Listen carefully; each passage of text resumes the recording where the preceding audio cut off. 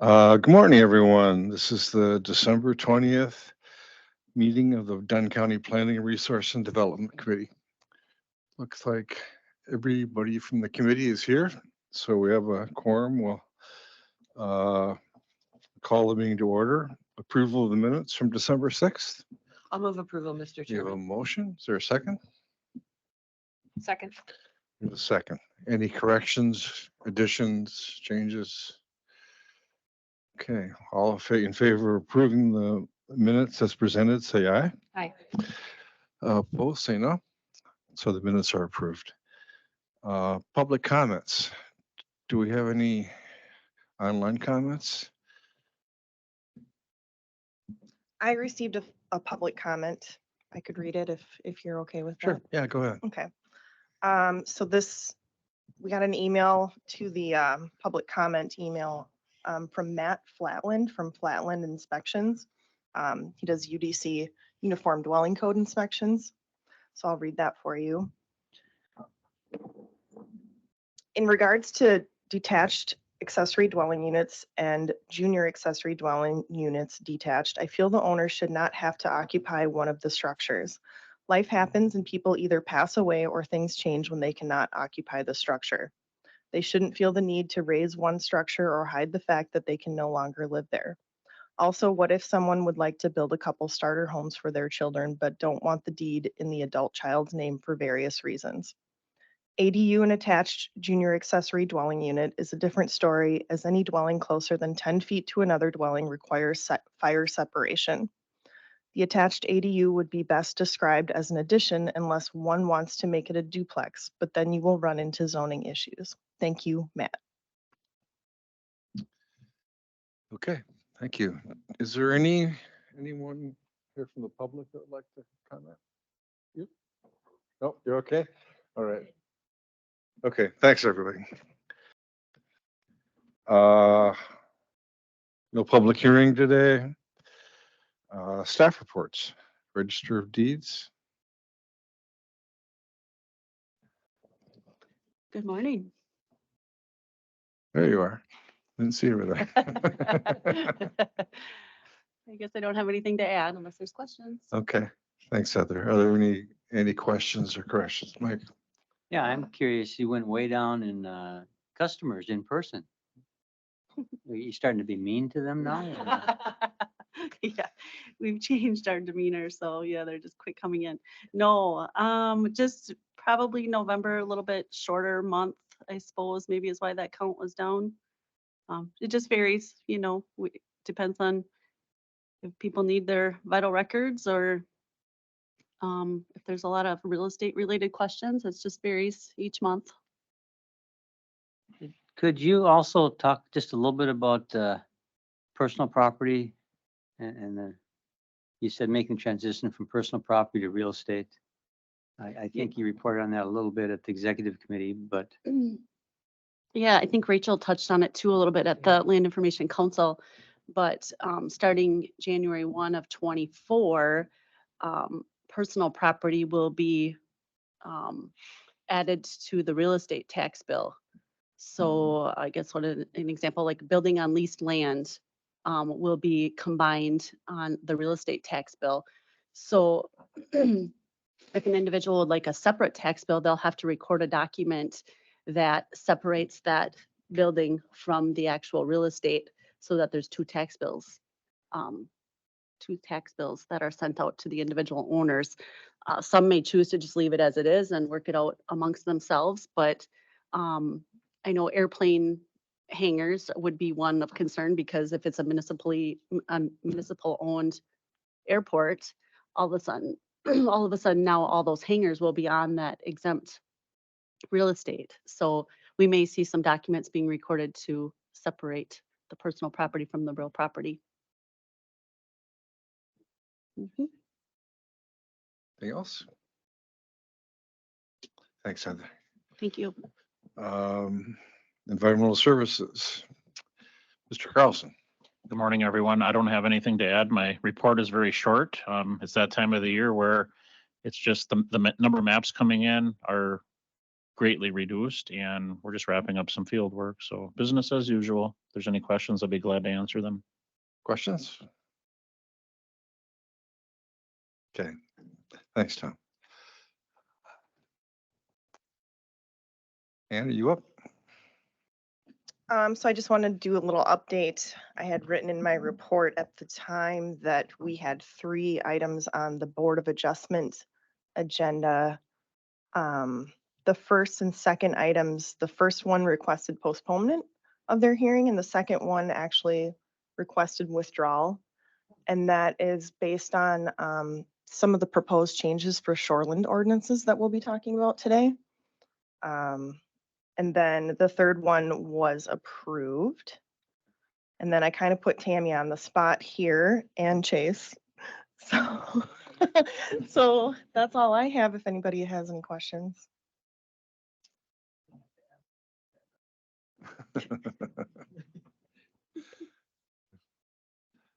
Any comments from staff or, okay.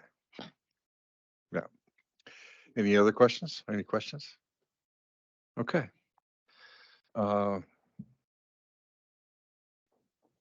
Thank you. Chase. Yeah, that's right. We got one word over. Yeah, so a little bit on the bedrock comments that were made in Ann's report. Really thanks to Tammy. She kind of helped facilitate a training in St. Croix County, and it really led into the potential and likely success of bedrock mapping in the southwest part of our county for now, kind of in the Old Galley area, which is significant because we don't really have a good depth to bedrock or a bedrock geology map that's not since 1982 or 84, something like that. The last time a general regional one was created. So this could provide some very valuable information as how we interpret groundwater flow, groundwater quality, other types of things related to our natural resources. So thanks to Tammy, kind of helped facilitate that. Tammy, myself, and Heather Heather Wood sat in a meeting with WGNHS, Wisconsin Geological Natural History Survey, and kind of talked about what their project looks like for next year. And we're going to try to support them as much as we can because there's, and if we do a good job, maybe they'll stick around and finish mapping other parts of the county. So I guess time will tell. So I don't know, Tammy, if you have anything you want to add to that, but. Of course I do. I guess I was just the takeaway that I had with the gentleman that's representing the Geological Natural History Survey was Dunn County often gets overlooked, right? So, if there's, it's really how loud someone wants to talk about an issue. And so it's luckily with, enough staff from the DNR that's starting to raise concerns about permitting private and public municipal and high cap wells that they're lacking data. And so that's kind of what's focusing this attention in the Eau Gallie area. But it quickly is like Eau Claire County, Chippewa County get the attention because of more mining operations in that area, or the growth in St. Croix County gets the attention.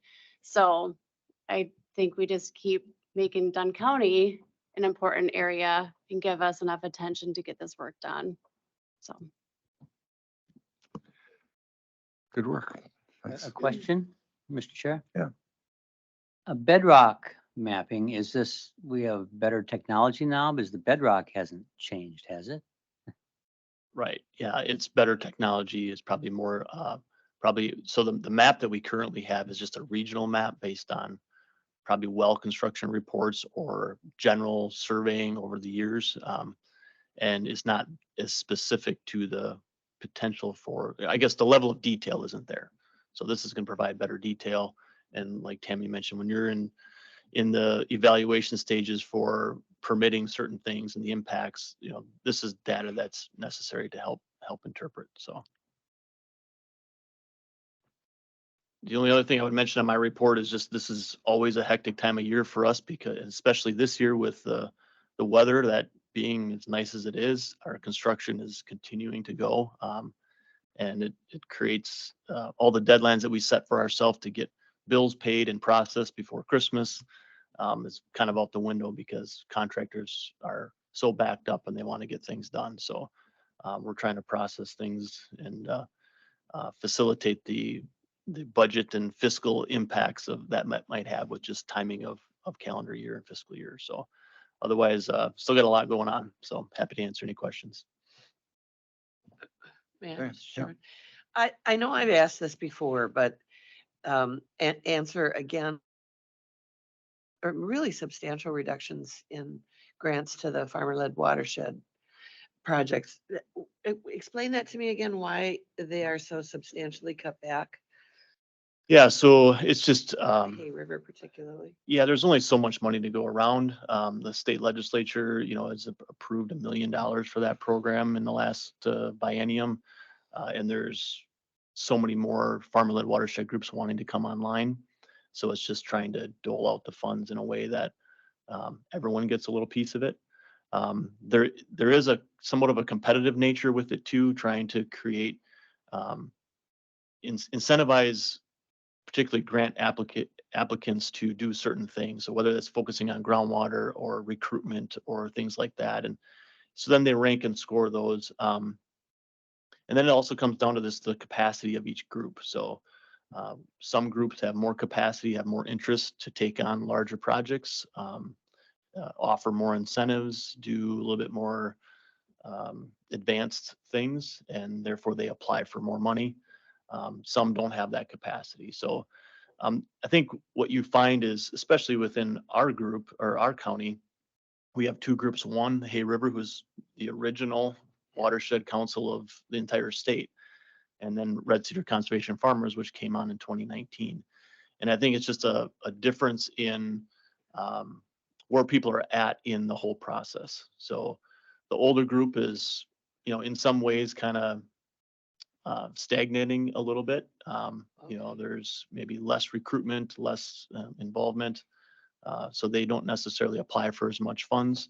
And then when there's a cut necessarily made for the entire state, then they get, that makes their funds go down. So I think we're working on, with partnerships and things to turn that around. I think there's a little more motivation there now. But in reality, it just comes down, there's only so much funds that are at the state level that they can't quite give everybody what they're asking for. So Should we be advocating in our legislative agenda for more money? We didn't put always, that in. yeah. And that those funds have increased over the years. I think it was originally $250, then it went up to 500, 750, and now it's at $1 million. So it has been incrementally increasing, but it's just I guess the success and the interest in the program has been very, very good. So yeah. Good news. All right, thank you, Chase. Yep. In that vein, Chase, has there been any evaluation, formal evaluation of the program? I don't, not that I'm aware of. Yeah. Yeah. And then one other thing, it's not just maybe an update, but I know you've been working with departments, from working with folks in O'Galley on the lake. How's that coming? It's also in partnership with Pearson, Pepin counties, I think. So. Yeah, correct. Yeah. So kind of the O'Galley watershed project is what we're referring it to as. And right now there's an application proposal submitted through NRCS for a watershed planning grant. And we're waiting for for all the federal funds to be allocated. And that will be the next step, is just putting together a watershed plan, larger watershed plan. Hopefully with the intention of, with all the large sums of federal dollars coming our way in the next few years, that we could probably get that money on the ground. So very early in the stage, but yes, still happening. Will those funds be other ways to structure the farmer-led or producer-led programs so that they would have access to those funds? Do you think? Potentially, maybe not directly to the farmer-led councils themselves, but to the participants. Yeah. Okay. Mhm. Any other questions? Mr. Chairman, thank you. Just a dumb question. Could the two farmer-led watersheds combine and make a grant application? 'Cause a lot of times if two counties go together, there's a little bit more incentive, and then just split it down. Is there any reason to do that or not? So right now, any grant application is capped at 40,000. So if they combined, then they would only be eligible for 40,000, which when it is prorated, then it might work out in our favor that each get 20,000. But the potential is there if, depending on the situation at the state, to get 80,000 into the county if they stay separate. So I think it's a good idea. I mean, it's certainly something to consider, especially based on the trend of the program, and maybe something to think about. But right now, that's kind of it's capped at 40,000. So if you have more than one, then you get maybe more money back in the county. Yeah.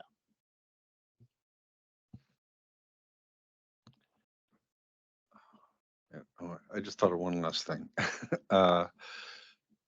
The Land and Water Conservation Convention in Yes. March. Mhm. Are we going to be able to send some staff to that? Or- Yeah. I don't know how many will want to or able to go, but we're going to probably send as many Okay. as we can. So, and I would extend the invite to all of you too. I mean, you should be receiving those emails Yeah. through the Looks like a really LCC. good So, agenda. yeah. Mhm. Okay, anything else? All right.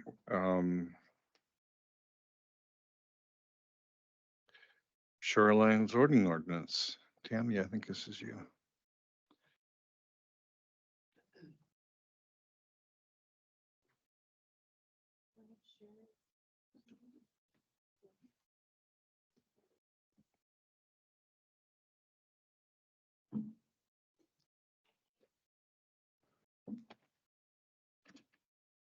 Am I driving?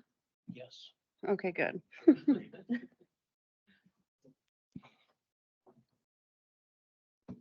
And I'm not sharing.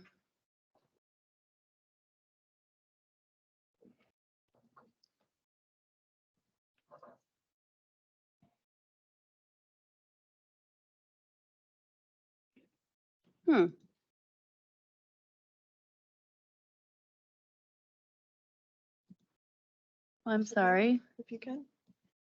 There.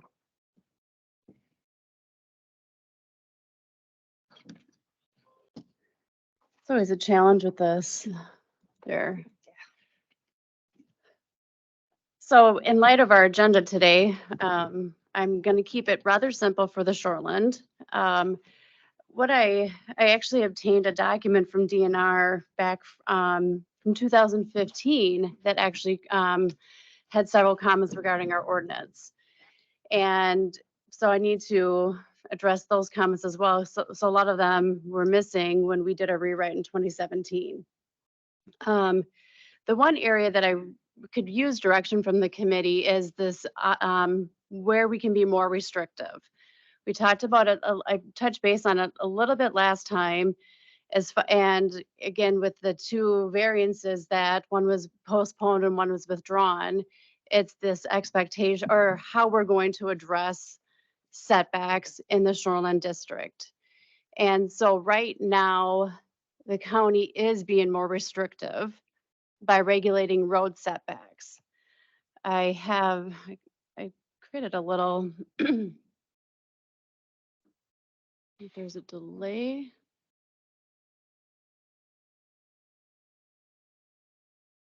There. Oh.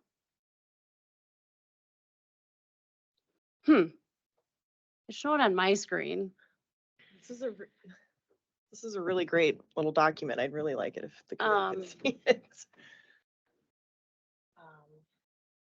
It's really odd that it's not. Doesn't each program have to have? Yeah, you're only sharing that window. Yeah. So you have to share screen instead. Ugh. So stop sharing once.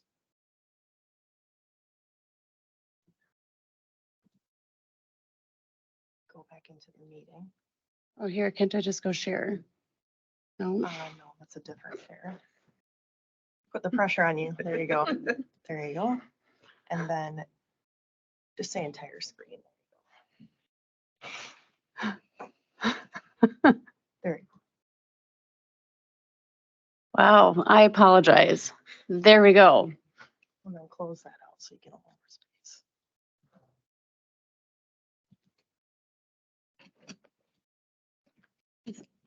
You got it. So this is an example of so shoreline zoning, the intent of shoreline zoning in statute is to regulate shoreline setbacks, right? What's from the ordinary high water mark.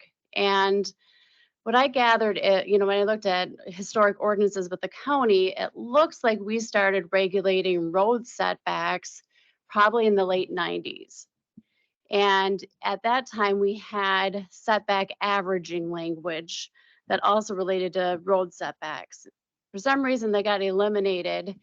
And so that's where we're at today is we're trying to regulate these road setbacks with no other options. In general zoning, we allow setback averaging. In shoreland, we've eliminated that language. And, and then I think with Corp Council input too, as we look at what the intent of shoreline zoning is, should we be regulating road setbacks anyway, in general, in that district versus just regulating it in general zoning where the original intent, I think, was meant to be. So I guess that's where I'm looking for the committee's direction this is one example of an area where we are more restrictive. And as I rewrite this, and track these changes, what would you like to see as far as staff recommendations, public input, as I think staff is going to, we initially proposed eliminating these, but there's other options too. So trying to have just a real conversation about what would make the committee most comfortable in these areas where we have flexibility. Thank you. Is shoreland like an overlay? So road setbacks would be governed by our regular zoning ordinance? It is an overlay, but in towns that are unzoned, right, we don't have general zoning authority. So now we are regulating road setbacks in unzoned towns. So for example, those two variances that we were looking at, they were both in unzoned towns that were coming forward, and they were variances to the road setbacks within the shoreline district. Yeah. Is it all right if I add to that? Yeah, please. So just to kind of give you an idea of what we're looking at here. So the towns that these are in are Sand Creek and O'Galley. It's two unzoned, they're not under county zoning. And these particular applications happen to come in at the almost exact same time for two businesses that wanted to create additions to their existing business. Both of them were constructed in areas that had developed as like hamlet style. The buildings are all very close to the highway. Even the houses, it's just a unique situation. So in any other, if they had come to us for these additions and we did not have shoreline zoning for this area, we would have no say. We would not be able to regulate the highway setback there. But because they're in shoreline, and shoreline applies to everyone in Dunn County and across Wisconsin as well, we do have to regulate those highway setbacks because they're in our ordinance. And again, there's no setback averaging option. So because these are a bunch of buildings all close together, we can't take that into account either. So we're kind of, that's our situation there. And I can go on forever about it, Yeah. but I thought I'd just kind of put that in for context. So how do you take it into account in a zone township, this averaging, or what does that mean, please? Explain that. Go ahead, Tammy. We have taken the policy that we have general zoning language, and our policy has been that we've allowed the setback averaging based on the general zoning ordinance. Probably not right. Wait, hold on. What I disagree with what you're saying, I think. I don't Well, think we've done setback averaging in shoreline in the past. Is that what you're saying? In a zone township? So the town of Tainter, we have, Yes. is an example of a township that, and I guess if we looked at this image, there's it gets complicated fast trying to explain this. But yeah. I think I know what you're trying to say. So in most situations that we've dealt with this in the past, they've had both shoreland and general zoning. So we've just defaulted to the general zoning option that we can do setback averaging. Whether that's, that's kind of up for interpretation as well. But in this situation, we cannot do setback averaging at all because there is no general zoning. So it's sticking us just with that shoreland. What is setback averaging? All right, so yeah, I'll jump to this image up above. This is just an example, and this will be in the framework of shoreland, right? So if we have, so the shoreland setback is 75 feet.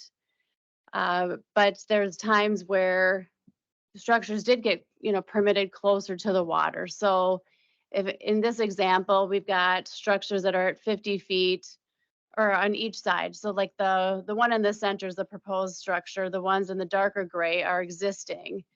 And so what you could do is you look at the one to the left, which is 40 feet, the one to the right, 60 feet. We can average those two numbers. And that's where the one in the middle gets to be at 50 feet. So these are all reduced from that 75-foot setback based on what's existing for those principal structures.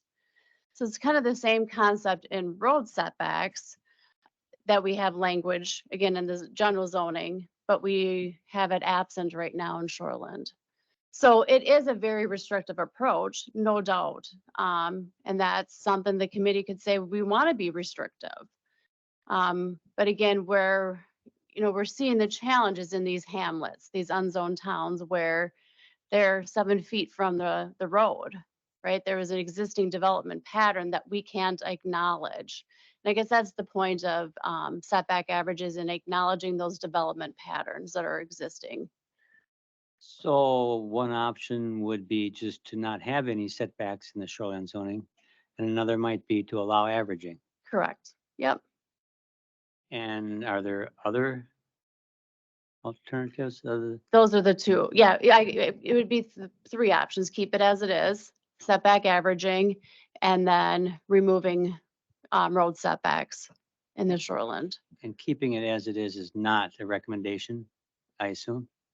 We're recommending removing it Okay. based on, Yeah. our thoughts are that the shoreland ordinance intent wasn't to regulate highway setbacks. It was to regulate, setbacks from the shoreline or to have things that are going to protect the shoreline or the body of water, where highway setback really doesn't seem to apply in that situation.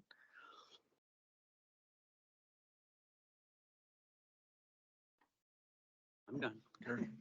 So what is the, state standards then? As far as, for buildings and roads, or is it not part of the shoreline zoning for the state? Correct. So yep, state statute does not address road setbacks.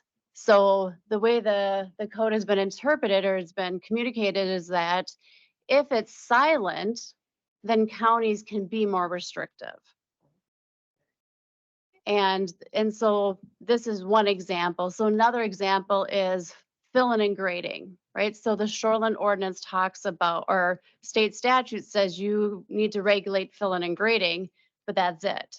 So every county can set up their own standards that they want to regulate filling and grading. So those seem a little bit more straightforward. We're familiar with what filling and grading activities mean in a shoreland area. And again, that's the intent, right? The intent is to reduce erosion to the adjacent water body. So filling and grading regulations make sense. But this complete silent and this interpretation that counties can just add more detail is really kind of questionable. And I think that's where, again, we would still seek the advice from Corp Counsel and direction, but this is one of those really gray areas. And another question, I know on wetland, you can trade sometimes. If you really want to fill in a wetland, you can trade and make a bigger wetland another place, but shoreland, that's not an option? Correct. Okay, thank you. So just to summarize, make sure that I'm understanding this. Right now in Shoreland, there is a setback, like a structure setback from highways. And you guys are saying, let's get rid of that because it's not really pertinent to what the shoreline ordinance is trying to do, which is protecting the water. That's correct. Okay, that makes sense to me. Okay, good. Uh, So averaging would be an option, It would be an option if the committee would choose to go that way. and you would think that's the less preferable option, though? Well, how would averaging work in the case of the two requests that we received? Would that address that? I think in what, it's really hard to say. I don't think they're going to get the relief that They want. they because of that. want. Yeah. Correct, yeah. Are there any reasons not to remove it? You can see. That's a good question. On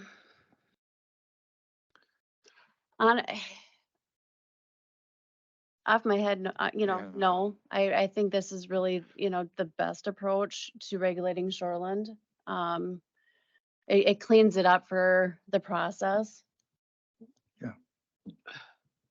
There is always the option of, since this would apply more to unzoned towns, an unzoned town always has the option to create their own ordinance. If they decide that they want more regulation, less regulation in regards to setbacks and things like that, they can always create their own ordinance in that regard. Then we're not, I guess, forcing something on an unzoned town just with the intent of what an unzoned town wants or doesn't want. Okay. Anybody else? Diane? Yeah, it's probably the dumbest question, but what was it, was the road setback there because we weren't thinking?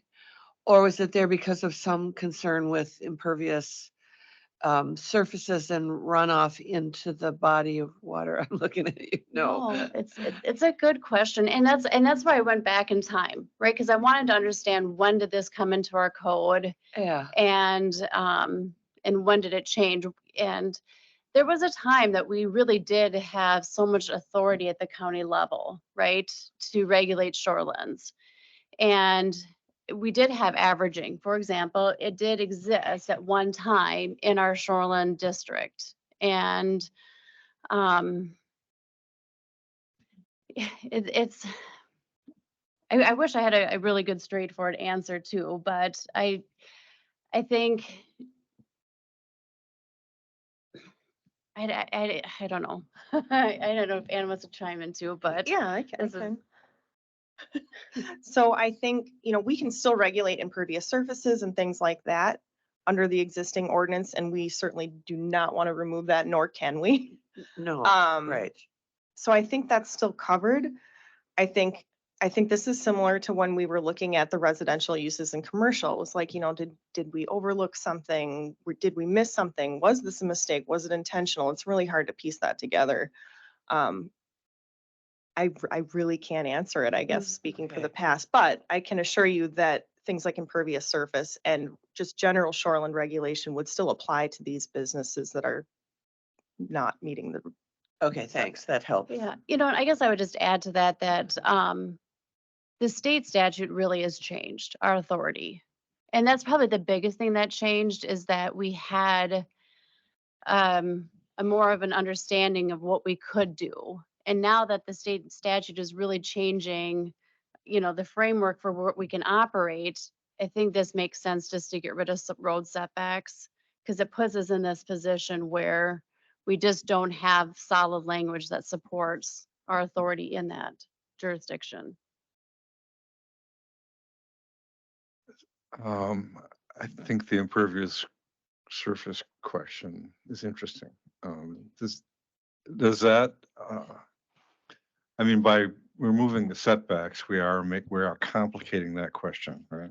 We are and we're not, because there's still, all riparian lots are still subject to the impervious surface standards. So just because they get to build closer to the road, right? They are still going to be conforming to the 15% up to Okay. 30% impervious. Yeah. All right. And I guess, and I just had an aha moment thinking about this. There was a time in Shoreland that if we go back to this scenario, the language used to say we wanted to push structures closer to the road to conform to the 75-foot setback, Mhm. right? And the way it is now, we're pushing structures closer to the shoreland than we are to a road setback. I mean, Yeah. that's probably the biggest difference, is that we've taken the intent really away from the That's a shoreland good point. and Yeah. yeah, we're increasing the impact closer to the water body. We're pushing it that way versus what makes sense closer to the road. Um, Yeah. So would there be no limit where the house could go or the building could go to the road other than the right of way? Good question. So in all zone towns, we would still use setback averaging. In the unzoned towns, they would be subject to what that township would want to regulate. Okay, and you've chosen to use regular zoning for averaging, even though it might be shoreline. Is that a problem for you? I mean, you've made that decision, which I think is a good one on your own, but We would clean that up. I Okay. mean, at the end of the day, this needs to get cleaned up. So if we decide to keep setback, if we want to do averaging, I would at minimum recommend we incorporate that language into our, the shoreline rewrite. and finally, I think what Michelle said, as long as the townships are informed in plenty of time, Mhm. and they don't have to have village powers to do this, I assume they can just, as a regular township. Okay. Yeah, Correct. As far as townships could adopt, their own road setbacks. I would think it would be similar to our ordinance, like a driveway ordinance. Mhm. yeah, could be, Mhm. okay. Yeah, it seems your approach, your suggestion seems reasonable to me. So, yeah, again, clarify exactly your suggestion. So again, this is an example of where we're more restrictive. And so, what does the committee like? How would you like to see, and as I bring track changes to you, would you like to see staff's recommendations for those track changes? And those areas where we can be more restrictive. What kind of confidence does the committee need to, from staff to our staff recommendations? Would you like to see the options, like keep it, option A, option B? Because this is probably the most complicated example of the most restrictive that we're going to be changing. But there will be additional ones coming up. And it just helps in the front end as I start drafting the ordinance to know if you want alternative language provided. Well, I certainly want to see the staff recommendation. I mean, you know more than I do. So I don't know if they all need multiple alternatives. I mean, we could always ask the question about alternatives to staff recommendation, but I would like to see it. Yeah, I think so. In this particular one, I go ahead and I like your recommendation. But in the future, I'd like to be told, well, here's what we recommend. Yeah. But, here are other options. It's up to you. Okay. And I envision kind of highlighting the ones that are absolute, like we can't change. And here's the ones that are optional. And then still include our recommended language. If that seems fair. Seems good. Okay, perfect.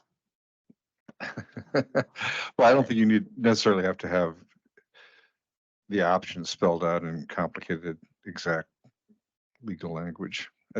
I appreciate that because Yeah. it could get clunky fast. yeah. So Okay, I appreciate that, and I will bring draft changes in the coming month. Thank you. thank you. Nice job.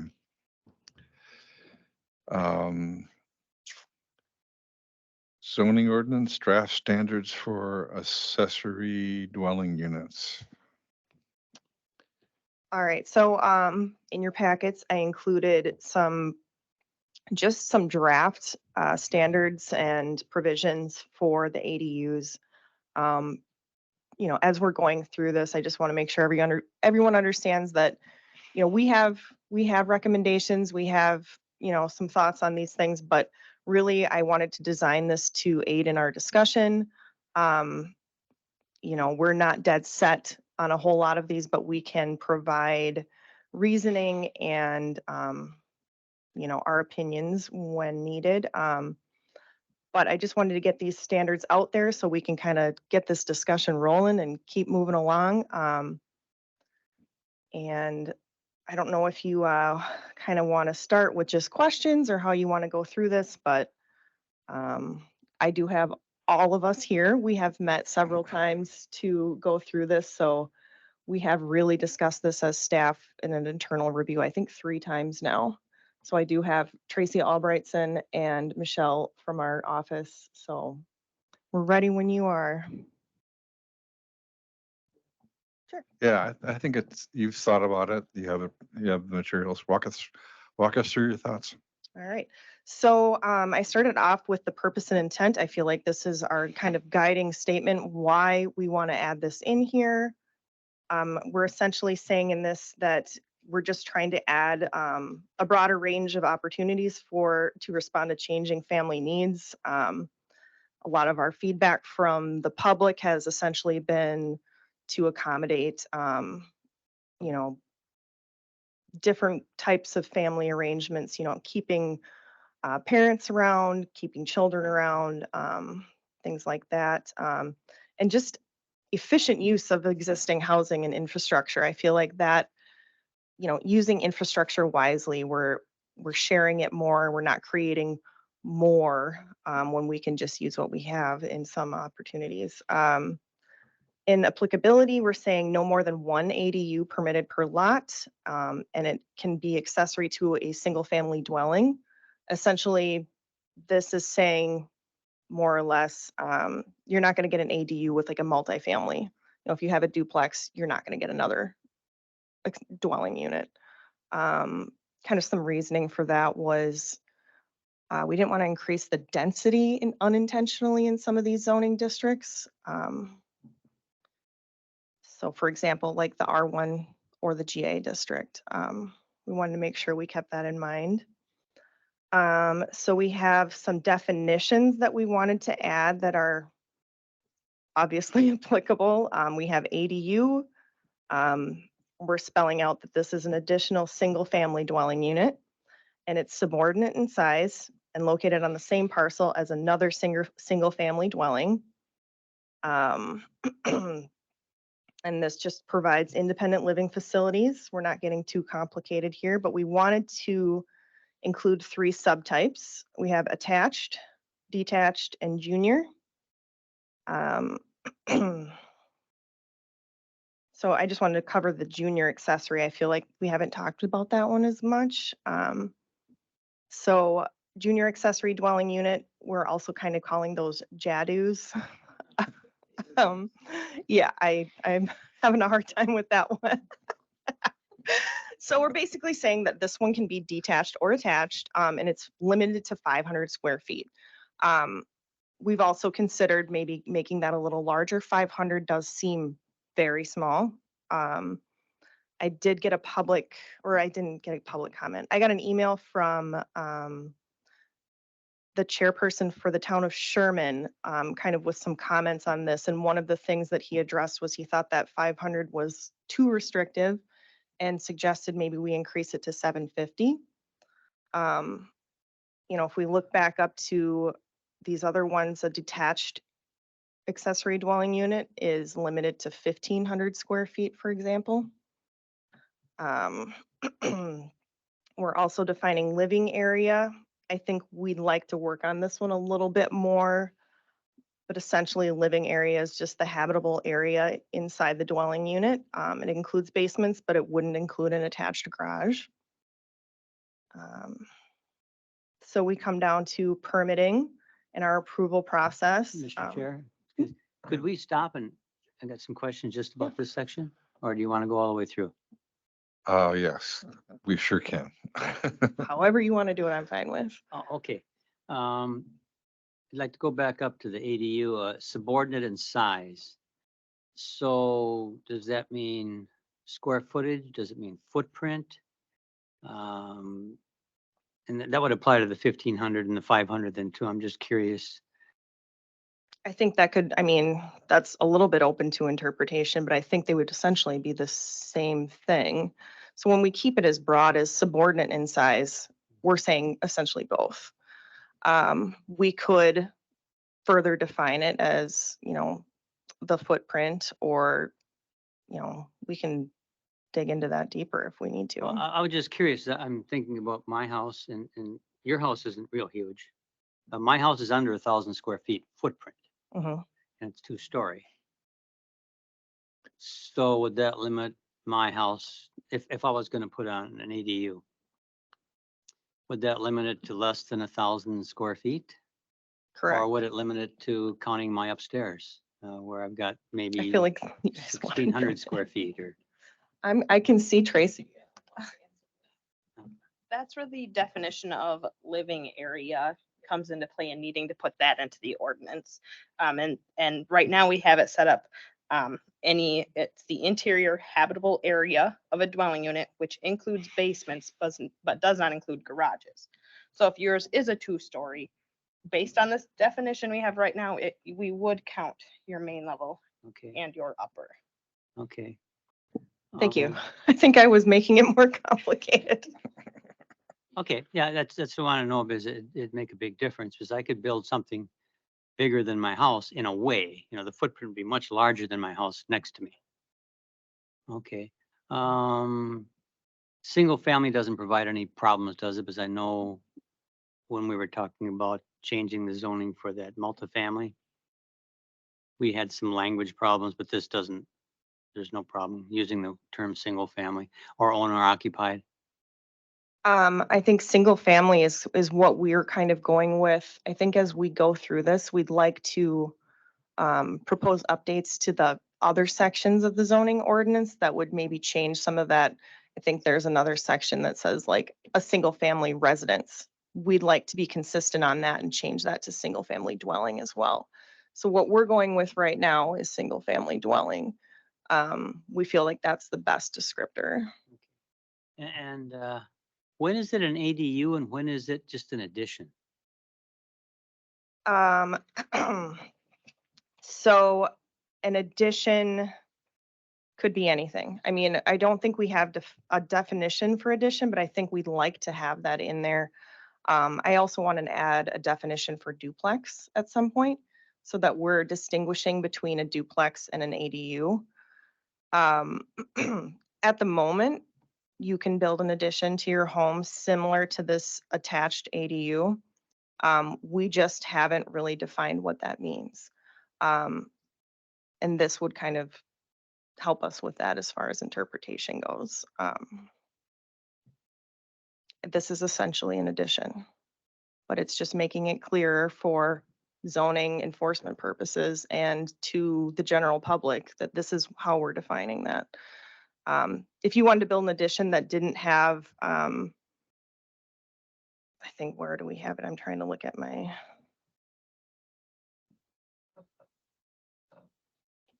I mean, it's.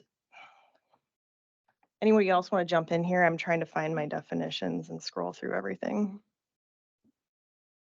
Under the main definition of accessory dwelling unit, the last sentence says it provides independent living facilities for one or more persons. I think that separates a dwelling addition that is just a sole bedroom because you want a bedroom on your main floor with a bathroom versus an addition that is containing separate living space for a resident of your family or a member of your family to live in. I guess, where is that located? I'm sorry. Yep, it's up on the screen there, under the definition of, yep, number 1, accessory dwelling unit. And it's the last sentence. One or more persons.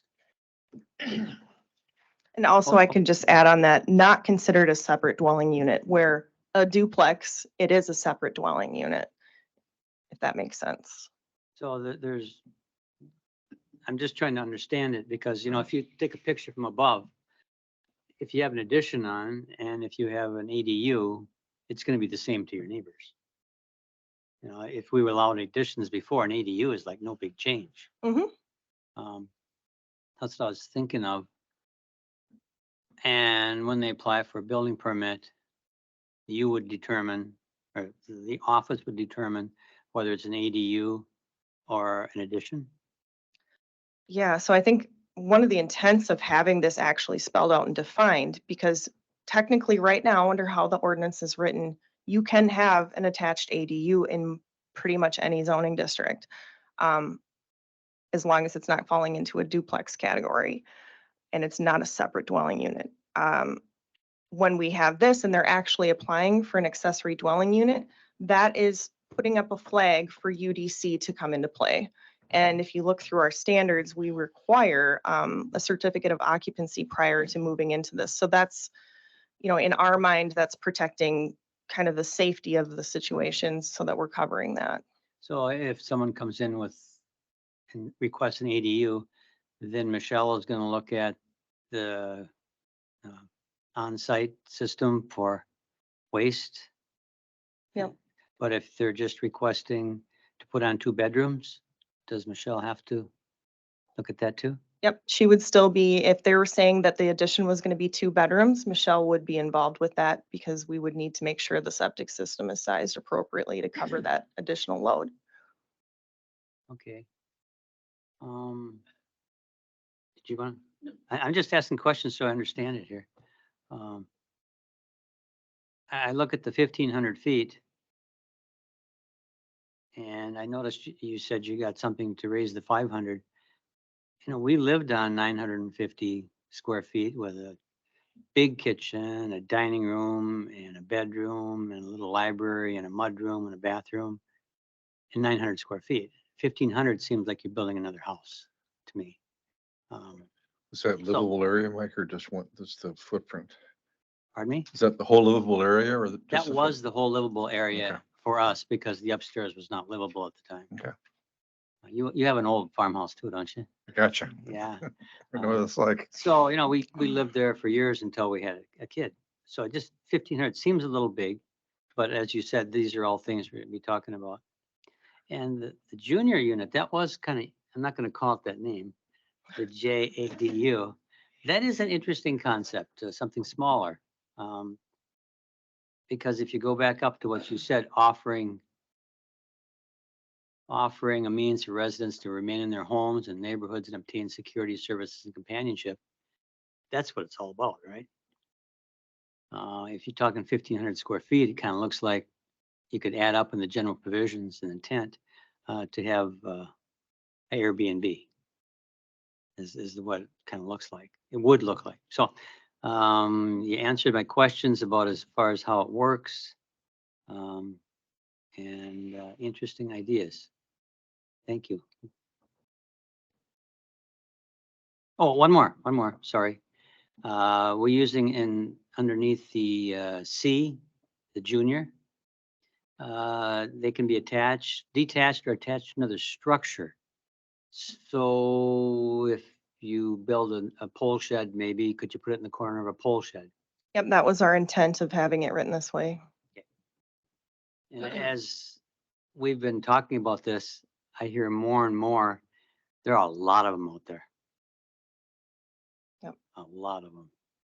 I think one of the things that we want to accomplish with this is to get some of those illegal accessory dwelling units or ones that were built, maybe a little under the radar, saying that they're not going to have bedrooms, but eventually putting bedrooms in, that we can kind of catch some of those with this and make it easier for people to comply with the ordinance instead of seeking alternatives. Mhm. Thank you very much for being patient. This is how we got to do it. Unless there's any other questions, I can keep going. Mr. Chairman, I'd like to have a question. It seems like, a lot of these ADUs has to do with family. They want family members, but what happens in the future when there's no longer like a family involved? Now it looks, and the new owner of the main place say, hey, I don't want to be paying taxes on a so-called house.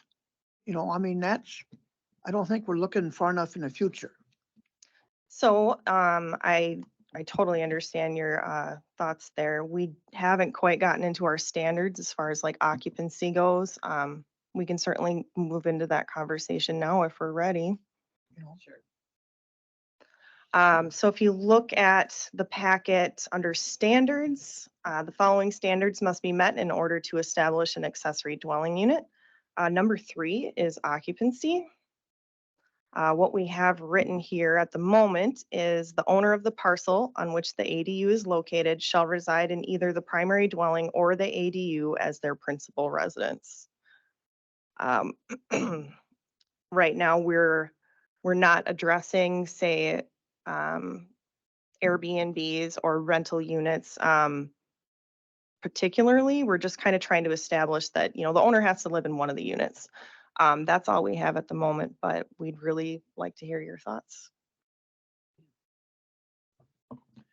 you know, just so I understand, is that a standalone then, these ADUs? I mean, if they're not attached, is it gonna have everything then, like the septic, the living quarters and the kitchen, everything? If that's the case, then what's the difference between that and a duplex? Besides the size, I mean, size, you know, we have a lot of like tiny homes being built for temporary living quarters. So, right now, we're limiting, if it's attached, it has to be subordinate in size, so it has to be smaller, and it can't be any more than 1,500 feet in any case. So if you have 1,000 square foot house, it's gonna have to be smaller than 1,000 square feet. If you have a 2,000 square foot house, it still can't be more than 1,500, and this is just attached, or detached, sorry. So you could have like that second detached house. We have some limits there. It's different than a duplex in that it's not, I mean, it's very similar. It's 2 dwelling units, but they're separate. And I think this is maybe where we want to talk about, I mean, we already allow duplexes in R2 and R3, and we're envisioning having these detached accessory dwelling units allowed in R2 and R3 for this reason, that they are similar to a duplex. It's just, what's the difference? We're just separating them. So I would say they're very similar, just a little bit different.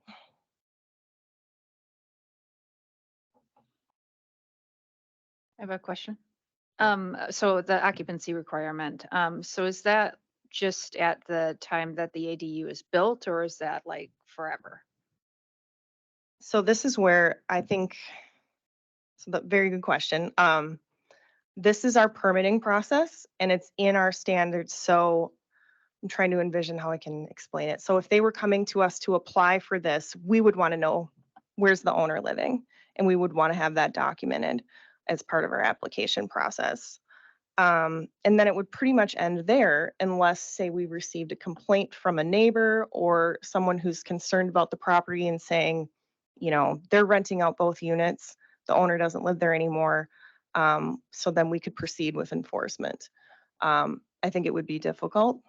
I think it would be, it's difficult to enforce occupancy. And whether we or not we want to do that is also an option. I think we discussed this when we brought up owner occupancy with residential uses and commercial. There are state statutes that limit how much we can regulate owner occupancy. So we are kind of butting into some legal issues here, but this does seem like something that some ADU ordinance have and some just, they choose not to regulate it at all, mostly because it's difficult to enforce in the long term. Mr. Chairman. Yeah. And maybe this will help in the research that I have been doing. There are some who absolutely argue against including some sort of restriction on occupancy, that it essentially defeats the purpose of the accessory dwelling unit. I think it's okay here. But, you know, it isn't universally required that a member of a family occupy the principal structure. I was just gonna share a story because from my own perspective, I actually would be against having an occupancy requirement. And the reason is for myself, like thinking when I moved to Menominee in 2012 from Minneapolis. So we owned a property in Minneapolis, and at the time it was severely undervalued. So it had to sit vacant, right, for 12 months until we could deal with it, right? And these sorts of things happen. So I would be against requiring them to stay owner occupied. I mean, I understand wanting to not let people just build these for rental investments. That makes sense to me, but You know, I understand that. I think it's interesting though that in some, I know we're not this kind of an area, but in some areas of the country, you know, up to 35 to 40% of houses being purchased are being purchased by equity investors. And the opportunity for an equity investor to gain the right to build another unit on that property just makes it a more enticing investment. I don't think that's our problem, but you know, yeah, I probably is never going to be our problem. And part of our discussions in our internal review, we did talk about like the snowbird situation and, you know, something similar to what you're talking about too. And that definitely comes into play. I think we can address that more in future drafts, but I think that's a really good point. Sure. Mr. Chairman, I am not against like attached buildings for ADUs, but I think like detached, I'm totally against. I think we should make it a lot simpler, let them go into like R2 and R3. Because living in the country, I kind of like that rural characteristics, not have a small duplex or whatever. But if it's attached for a family member, they could have their own like your living quarters, whatever. I have seen no problem with that. But once you detach it, I think it comes a lot more complicated, personally. Yep, I agree. I think that was something that we talked about pretty heavily in our discussions too. I think at the moment we have included a use chart in that. I think for R1, we were putting attached junior accessory dwelling unit for R1. So essentially in R1, you'd be able to have a small ADU attached to your home that's less than 500 feet or whatever we decide there. If they wanted to have a detached junior accessory dwelling unit, it would require a special exception. So more standards could be applied. It could be looked at on a case by case basis. Again, it's limiting it to that very small square footage. In R2, R3, and GA, we're showing essentially all options. Oh, there, thank you, Tom. We're putting some maximum sizes in there to kind of clear that up a little bit. In general agriculture, you know, we had talked about last time, just that concern of like keeping the rural character, keeping it agricultural, you know, you're not taking away farmland to build another house. And one of the suggestions, I can't remember who came up with this one, but it was a good thought, I think, to keep that detached ADU or a detached junior accessory dwelling unit, they would have to be within 300 feet of the main house. So an example would be, say you had a 40-acre parcel and we allowed ADUs. Well, you could build that second house that's detached on the entirely other side of the parcel. So having this kind of in there keeps them together, keeps them clustered, and keeps it a part of, you know, the farm or the homestead. And then we kind of kept the setbacks similar to principal structures. We're treating these residences as if they were another house, whether they're detached or attached.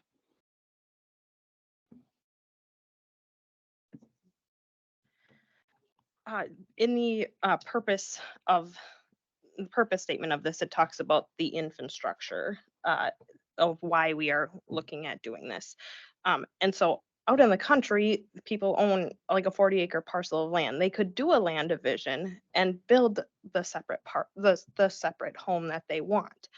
This allows them to keep it all together, not adding another driveway, possibly sharing a well, and then we will address the septic part of it. So that's where the infrastructure part comes into play, when they could still in the long run just do a land division to have the same outcome of a second home. But I think, Mr. Chairman, but I think a land division, then it would go back where the town board would have a say, they could veto it. And, we always want to say, like, make it more local, make it more local. Then they would have a say into it that, yeah, it's a good idea there, or no, it's not a good idea there. So, I think if we go to land division, the locals would have more to say about it. And our use chart could be addressed to put anything as a special exception, which then in return goes back to the town as well for their input too. Tom, Yeah, just to clarify Supervisor Bjork's comment, land division doesn't typically deal with land use. So let's just say we're in the town of Colfax, somebody's proposing to split off a 4-acre parcel. That meets the town's minimum lot size. The town can't deny that land division based on the use of the property as long as it complies. The intended use complies or is in alignment with those uses permitted under the zoning district that it's in. So just a point of clarification there. So often land division and land use are intertwined, but we need to keep them separate. Mhm. oh, I'm sorry, Michelle, go ahead. I guess just another thing to keep in mind is that some towns have a minimum lot size, like Otter Creek, I believe, has a 5-acre minimum. So if you had, for example, a 40-acre property and some developer came in, or just someone is dissolving their farm and they have this 40-acre property, they could split off 4 or 5-acre pieces and sell them off. And now you've dissolved that farmland, and now there's 5 small lots with these houses on them that aren't being used for farming. Whereas maybe it could have been sold as a 40 to someone else, and they just built an ADU and had their house on there, and the rest could have been farmed. Does that make any sense, Gary? Does that answer part of your concern? Depends. Well, we just okayed a duplex in town of Taylor because they said it was very, very poor land. And that's, I think it's being rented out right now, the Dodge Landing. So, I mean, it just depends on it, but it's kind of like that, like solar panels, like down there, South Elton Mountain, that's the dumbest idea I ever heard about. And I know it's the state can, has the responsibility. But if they would have got a letter from the whole town board, say, hey, there's better places for it. I think the PC or the public servant, Yeah, they PSC. might have had a link, well, let's think about this, not just automatically be approved. I know that's stuff, but sometimes. Yeah. Back in my- Tammy, Well, and I guess that's where, we really try to look at, like, and Tracy mentioned too, is kind of the intent, right? And so when we looked at the general ag district, it, appears that, there is that probably the most interest in the general ag district to have the family member living there. And that's where we thought like the 300 feet separation from the main structure to the ADU would really accommodate a real character yet, right? It allows that structure to be closed. So you're likely to have a family member living within 300 feet of you versus some stranger, right? So I think we're gonna indirectly minimize the rental aspect of some of these, ADUs by keeping those structures close together. And again, that distance can be discussed, but that's just one thought when we kind of laid out different options on a property. 300 feet seemed to make the most sense, and it wasn't going to be as invasive on the landscape. But then I wanted to just add, as the committee talks, something we're going to have to think about is that purpose and intent statement. And right now, we really touch on changing family needs. So if we think that the direction is to allow for rentals, then we should really think of our intent statement in the beginning to reflect that more flexibility. Mr. Chair, I'm just trying to think, like Monica did, our own situation. So I'm in general ag, 5 acres. I can't split mine up. But if I really like where I live, with this, I could put in a separate ADU and rent out the main house if someone would have it. Or all kinds of things. I assume sell the entire property with the stipulation that I could live in the other one or whatever. So it would give me more flexibility. And I'm trying to picture, I've got a barn, 3 other outbuildings, 1 more outbuilding wouldn't be noticeable in my situation. But there are lots of people in my neighborhood who have a brand new house, well, to me is 10 years, 10, 15 years on 3 acres or 4 acres. And if they put a 1,500 square foot building on their property, it would really make a difference. You know, there are no trees to separate it. And there's several in a row that are on 3, 4, or 5 acres. They're big enough that 300 feet probably wouldn't make a difference. Yeah, if it's a farm like mine was or yours is, I don't see a problem. But there's a lot of houses in general ag where it would really make a difference in the way things look. And if we think that's okay, okay. If we don't, then we have to think about it. Pros and cons, I like how you've kind of made the kind of a compromise. We talked about R1 and so forth. Yeah, a lot to think about. And there are going to be rentals. There are going to be Airbnbs. That's just the way it is. It's the way it is now. It won't help us regulate them in any way that I could think of, unless we had the owner occupied. So I don't even know if worrying about renting them out as Airbnbs is worth our time, because it's going to happen. And Tom, I don't think we're that far away from people just buying stuff up. This is a wonderful place to live. But anyway, Yeah. I think you've done a nice job getting us started here and Yeah, talking. it's a really good conversation. So, May I ask a Monica. question, Mr. Chairman? yeah. Monica's first. On the subject of Airbnbs, it's come up a few times. We can limit rentals of 7 days or fewer, correct? I feel that might be a good idea. A lot of people are concerned about the Airbnb thing. I believe under state statutes, we are allowed to do that. I wish I had it pulled up here because it does get a little more into detail as far as like 30 days as well. This is something we could do, but it would be I would suggest this be a short-term rental section of the ordinance rather than addressed in ADUs. That way it wouldn't cover everything rather than just this accessory dwelling unit. So we're not treating these differently or kind of discriminating against that. You know, I guess we're treating residences all the same throughout the county. That's something we could certainly explore. I know other counties have done it, others have shied away from it. The health department does require licenses for Airbnbs or short-term rentals. Just one more question Sure. for Supervisor Bjork.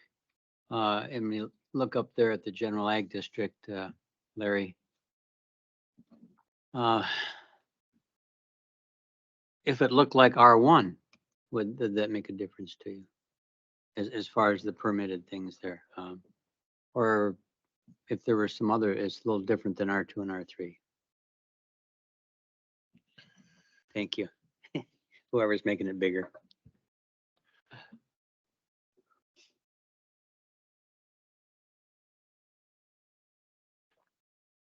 So Carrie, I have a question with regard to agriculture. So many farms in our county have hired help. And I know from folks I know that often they're renting a farmhouse down the road for those folks to live in.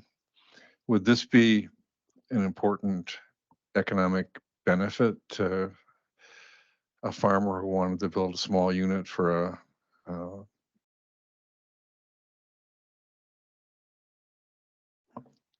The two CAFOs like next to me or in my area, they either rent homes in town or like one converted a schoolhouse mhm. into like a rental for their like employees. Right. And I'm not saying so much thinking about that. That would not different. be helpful to the, Right. and for somebody, like I have a couple friends who just have, a family, one family that works with them, and they have to rent a home 2 miles away for them.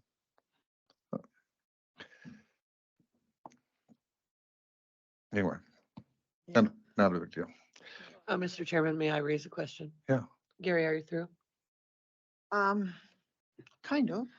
Uh, But no, no, go ahead. What I was gonna say, maybe it sounds kind of stupid, but for a dairy farmer, and in my case too, that I had to find housing for my employees. So we've heard all this housing study, what's stopping a big company from maybe putting up a 8-plex or 16-plex just for employees if they can't find housing? If the ag has got to find housing for their employees, why should a like industry, which probably has a lot more money, businesses, that they put some apartment buildings up and say, hey, this is like an incentive to come work and you got time to like live here for a little bit to find some place that you'd like to live. Yeah, Or build. I'm sure that happens around the country, and in sort of Thank you. exploitive situations, most likely. May I, Mr. Chairman? Yeah. This is going to cause either heartburn or heart attack for my colleagues, so I apologize in advance. Could you please explain the rationale for only attached ADUs or junior ADUs in R1? Again, the research that I've done suggests that lots of municipalities and counties permit it in all residential districts. I will say that it was based very much on the last conversation with PR&D and the concerns that other committee members had with having a separate, detached accessory dwelling unit in R1. Essentially, you would go from a district that could only allow one single family home, and now you can have 2 single family homes, or something that's similar to a duplex, but not quite. This was kind of our thoughts were we're not increasing the density or the number of dwellings per lot by having an attached JDU. Essentially, this is still considered one dwelling. We're just allowing, a little more room for the people that have these to have an addition so that their, son or grandma or whoever are going to be able to live there. So it's attached, it's very small. It's not making a huge impact on the neighborhood overall because it's so limited. And it's not increasing the density of R1. That's kind of where our reasoning came from. I won't fight with you on that, but I'm not. You're I'm- not fighting with me. Please keep in mind that this is a committee decision. These are just things that, we've looked over as an internal review. We're happy to provide our reasoning. We're also happy to change things based on what the committee would like. So please don't think that I'm fighting you on anything or that I have an agenda to get these in any way. No, I know that. We I got to give you understand. something. So here's what we have right now, but we're obviously willing to change whatever the committee feels necessary. Yeah, Totally I'm understood. certainly willing to go with this. I just would register a concern that it conceivably could be permitted and appropriate in R1 as well as R2 and R3. That's just my thinking. So basically, you're saying this is a compromise from. It is a yeah, compromise, and I wanted to hear the rationale for it. Yeah. And I think it's a good compromise in R1. Yeah, I think it might be too. I'm not sure, but I think it might be. Yeah. Mr. Chairman, Especially if you're the first. I'm sorry, go ahead, Gary. I have no thoughtful comment. And Monica. First, maybe I missed. Yeah, this is on kind of the same issue. So the minimum size for the attached JADU, the junior one, going back to the comments on that we received from the Sheriff Sherman about maybe making it to 750 rather than 500. That sounds right to me. I mean, 500 is pretty small. Going back to my condo in Minneapolis, that was 630 square feet. My husband and I lived there. We had a toddler and a baby. It was small. And the difference between 500 and 750, when you're getting that small, that is a huge difference. So that's the direction I would like to go on that. Mr. Chairman, Sure. so right now, on a R1, say they want to build on like a living room to the existing house or a bedroom, or not, maybe not a bedroom, but maybe a screen-in porch, do they have to come and get a permit, or can they do it because it's still part of the house? You know, it's not a separate building.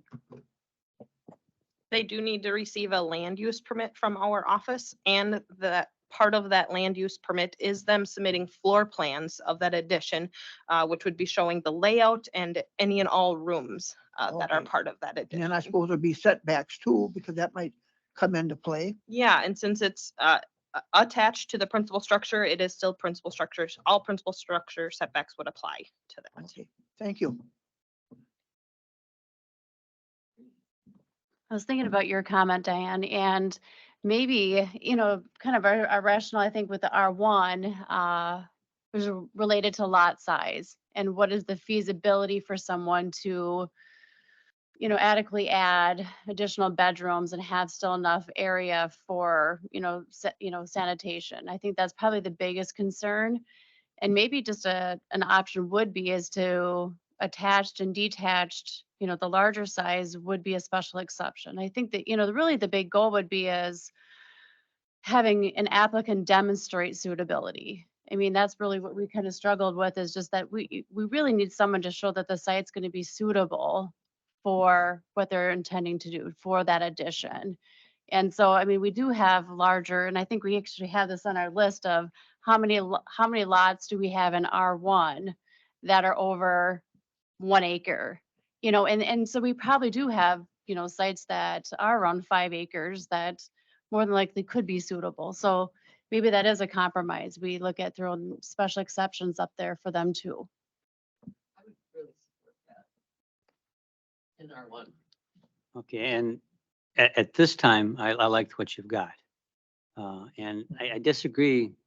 If we go back to, with Monica's square footage, if we go back to the reasoning behind the whole thing, the purpose, it isn't to have a family in there with toddlers and a baby. It's to have the older people, it's to have people starting, the workers. Yeah, it could be, but then they have that choice.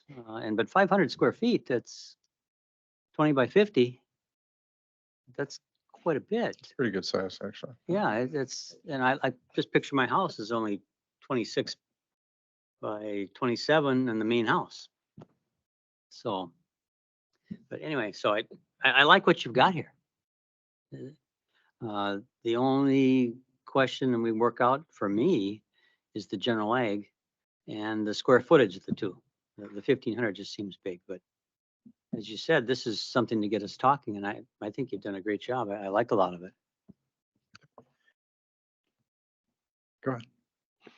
Oh, Gary, go ahead. What was that housing development name just east? I think it's in the Red Cedar that had like 50 some, Timber Ridge. And how big were those lots? An acre, that's a pretty good size. There I could see, like, you're talking about like the R1. That should go to, because I'm sure there's some lot sizes in Menominee that you don't even hardly need a lawnmower, Oh, but then the septic there.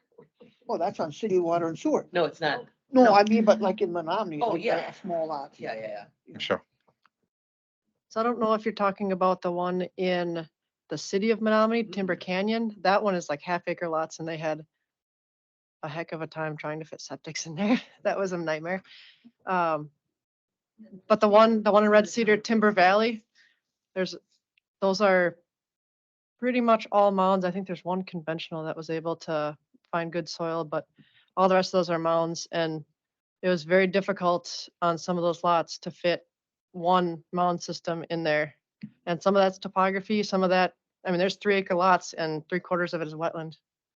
So that's one single family house and then the septic system. So now I don't know if really any of those lots could feasibly fit a detached ADU plus a septic for it. So just, And, and there are other areas besides around the lake or within that crazy one up in the city. Cedar Falls, I think, is quite a few smaller lots that were made before this. And even right now, is I think Randy Prochnow was saying they're putting duplexes on things less than an acre. And so there are a lot of lots that are smaller. So are you saying that we should do something like we did with the land division ordinance? You guys, we kind of did away with some language and gave you some flexibility. Tom's nodding his head yes, and so are you, Ann? Well, just to tack on to that, something that I did have in one of our original drafts was looking at suitability, buildable area, things like that. The reason I kind of just took it out was these lots will limit themselves. If they have wetlands, if they have steep slopes, if they have these other things, and they can't fit it in there, then end of conversation. I'm looking at like, let's use this land efficiently. It's already set aside for a residential use. It's not taking away any farmland. It's not, going into wetland, it covers that efficient use. It covers all these things that we're kind of going into, but I think they kind of limit themselves. That's just my thought.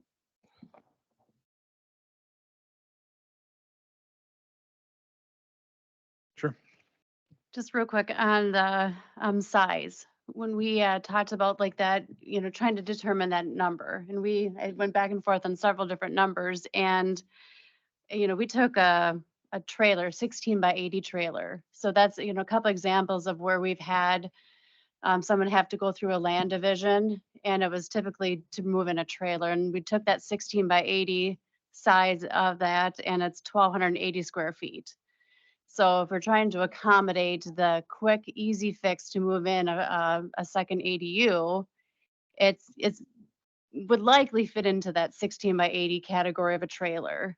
And so if you're at 1,280, you might as well just run up to 1,500. So that's quite honestly how we came up to 1,500, is just trying to think of, what type of structures are standard out there now.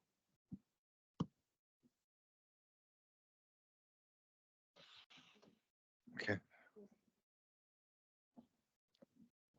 Yeah, go ahead. Yeah. Yeah, sure. Why don't you do that?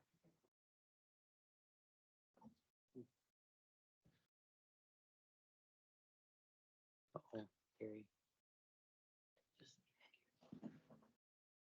Name and address, I guess.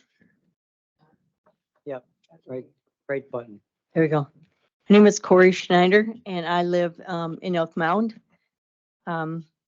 E9174, 639th Avenue in the Pine Valley Estates. And we currently rent a duplex and it's about 1,400 square feet. So I think you're in the ballpark. We have a 2-bedroom, 2-bath for my husband and I. We also have 80 acres of land up in northern Dunn County, and I've spoken with the committee, I think by comment before, our son and daughter-in-law are looking to build a primary residence there, and we are looking to build an ADU.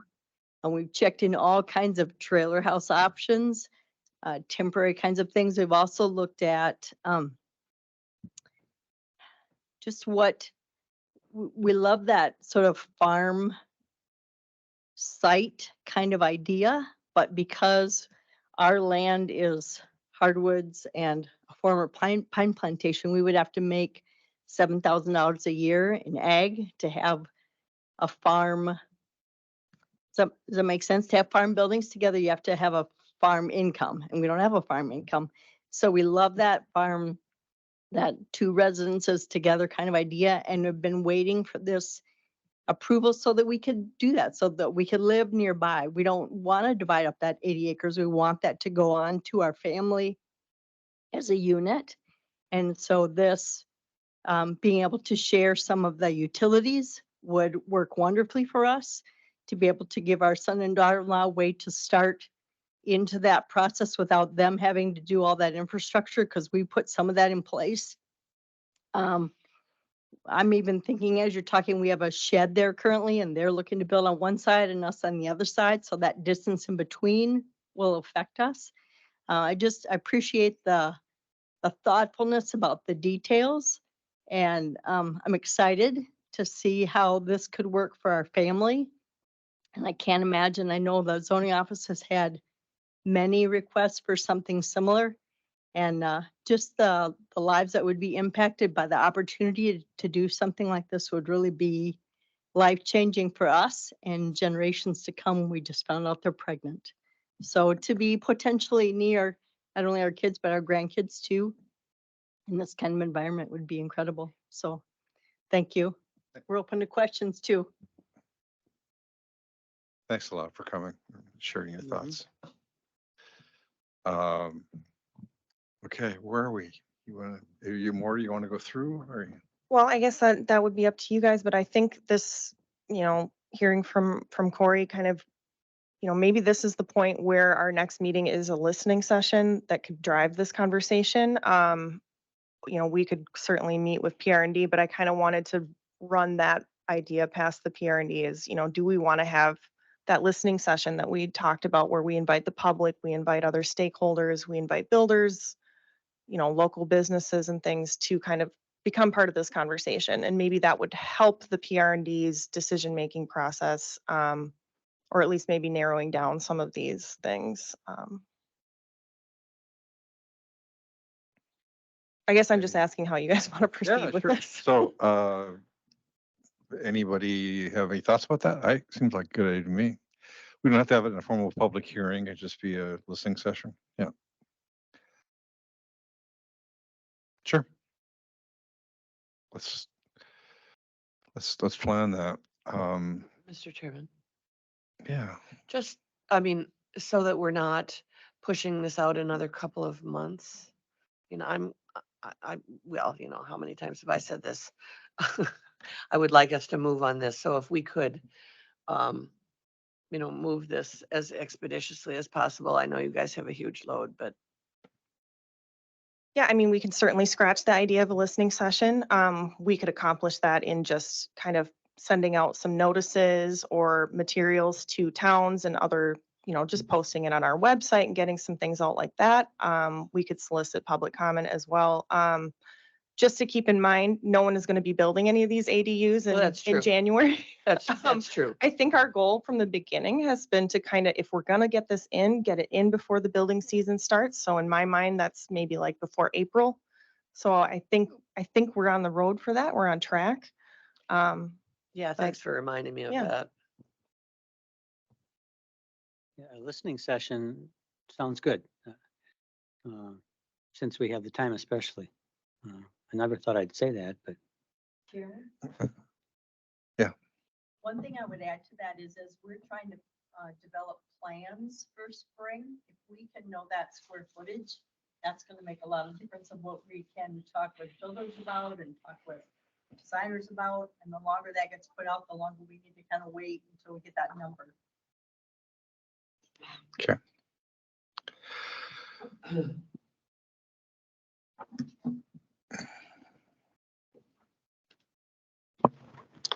Gary. Mr. Chairman, so I hate to be a thorn in some people's side, but it seems like we're talking about the listening session.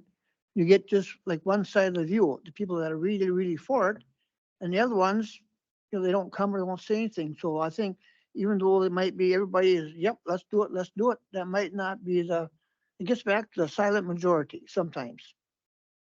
Does that make sense at all? You don't get that, both opinions, Always a challenge for sure. And even with a public hearing, you don't get that necessarily. Um, Any other thoughts? So one option is to schedule a public input here, a public listening session, and just do an open invite. And I guess we'd be uh,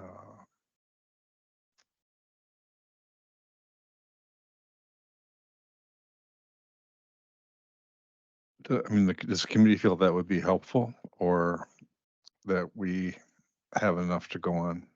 Or we will have enough to go on as we go through this with public comments before meetings? And yeah, I mean, we have always sort of operated on with the practice of providing opportunity for public dialogue within our meetings.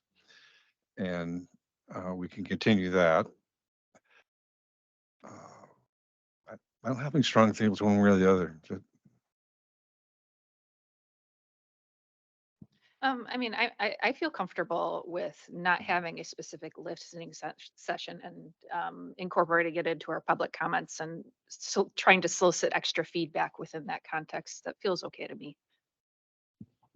I actually would be happier with putting out an invitation for people for public comment, solicit through the webpage or, various ways to solicit feedback rather than trying to schedule an opportunity for people to, on a work day and a work morning and so on. It seems like that would be more expeditious and certainly does give people, on either side, if they care about it, to offer us some advice. We have had considerable feedback on this. So let's move forward as easily and expeditiously as we can. Just one comment, Tom, I think learned this when we were advertising and sending letters out to town boards, that it's difficult to get information to them on time. I remember what it was. You went and gave a presentation to the town of Elk Mound. One of their complaints was they didn't get it. Oh, Well, yeah. he sent it out 6 weeks early, but just make sure the clerks of the town boards and the town chairman get an email. And then, I guess I'd be satisfied if they all get it with a little explanation saying, here's what's at stake or whatever. So I think last time when we did the commercial zoning, the residential one, I put together a document that just summarized, why we were making these changes, what they were, and kind of inviting the towns, the chairpersons, their planning commissions to look at this. And if they had things to, submit or had questions, just kind of putting it out there like, look, we're here to talk about this and we're available if you want more details. And I think that worked really well. I did hear back from some of the towns that just called me and just said, thank you for this. This made it really easy to understand. We feel like you're including us in this decision. And I think that was a really simple thing for me to do. And it was just emailed out kind of in a mass email. So I think that's something I could certainly do. Yeah, as long as you give them enough time, because they're not all full-time in a way. Some of them are there every single day Yeah. and so, okay, yeah, it's a great idea. So if that can include, sort of a reminder that we are welcoming public comment and discussion at our meetings, that would be sufficient, I think. Committee? Okay. Thanks you guys for all your work on this. I think it's really, really. Okay. Anything else, or should we go on to the next? Okay. I think that we're down to number 9A, the public participation plan. Tammy's on the hot seat again. I am. So you can see in your packet, I took those public participation procedures that were provided last month or earlier this month and really downsized that document. So in front of you, you would have a resolution and then this first document that is now down to 3 pages. So I would envision your resolution would include these 3 pages of some more supporting materials. The other 2 items being that the toolbox and the schedule are just supplemental for committee reference, for project reference. But really what you guys would be acting on with the resolution would be related to the first 3 pages here. Okay. Everybody had a chance to look at these? Any questions? Comments? I'm glad you're doing this because it almost seems overwhelming and you get it down to 3 pages.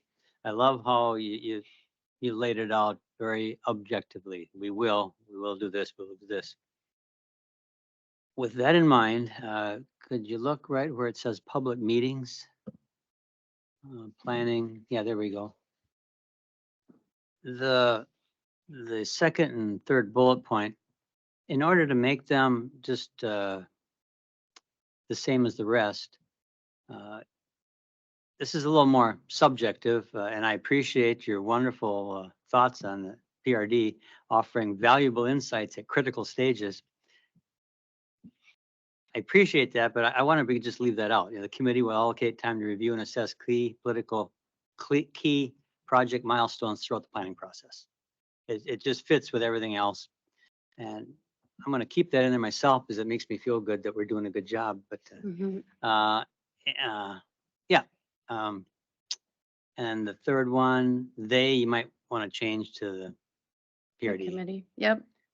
And I guess the first one, I see here, the committee will guide instead of the expertise. If you, maybe I'm getting picky, but it just fits so well with the others. And I really want to be an expert. But boy, you're putting a load on us right there. But if you could do that, I don't know what the rest of the committee feels like. So what are your specific suggestions, Mike? Eliminate expertise in the very first one and make the committee so it's correct. The second one, eliminate offering valuable insights at critical stages. So just read, the committee will allocate time to review and assess key project milestones throughout the planning process. It actually gives the committee more leeway than 2, because this limits it. Right, we were only going to let your valuable That's right, insights. that's I mean, right. that was purposeful. Come on. Yeah. So, yeah. And then they just be more specific, The committee, Yeah. correct. chaired by Tom Quinn. Yeah. They put that whole thing in there. That acceptable? That seems very All right, doable. I okay. respect that. Yep. The rest is overwhelming. It's a great job. So if you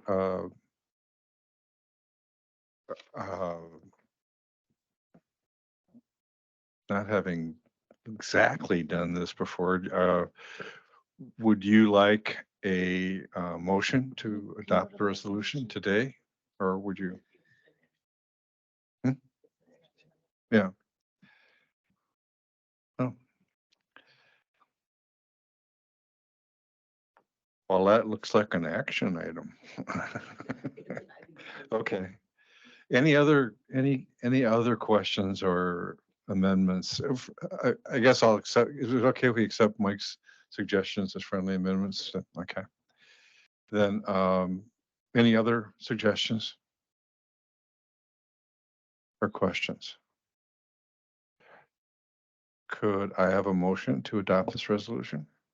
Yeah, Mr. Chairman, I would move that the committee approve the public participation procedures for the comp plan update. We have a motion, is there a second? Yes, certainly with the changes.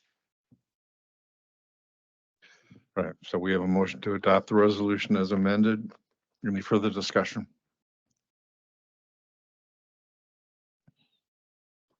Okay, all in favor, say aye. Aye. Opposed, say no. Resolution's approved. Thank you. Thank you, Tammy, very much. Announcements, anyone? Question about the next meeting, which is January 3rd, which is Monday, January 1st is a holiday, is a New Year's Day, right? So, so that's a Wednesday, but all I'm wondering is, if, for staff's sake, this would mean that packets and materials for that meeting would need to be put together by Wednesday, the previous week, which is right during the holiday season.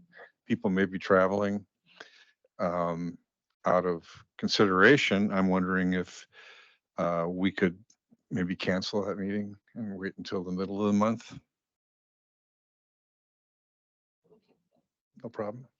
Okay, then we'll have the meeting. I'm not sure what date that is, but the regular second meeting in the month. Okay.